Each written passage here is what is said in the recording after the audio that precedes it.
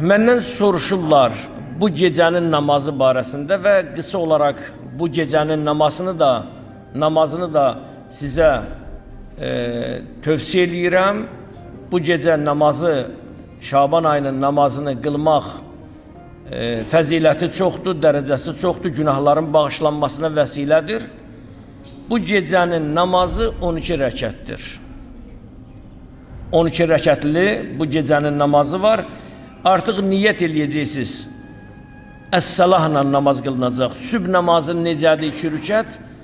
O qismdə qılacaqsınız. Yəni əs-salah, əs-salah, əs-salah 2 rükət Şaban ayının namazın qılıram qurbətən ilallah. Yəni Allaha yaxınlaşmaqdan ötəri.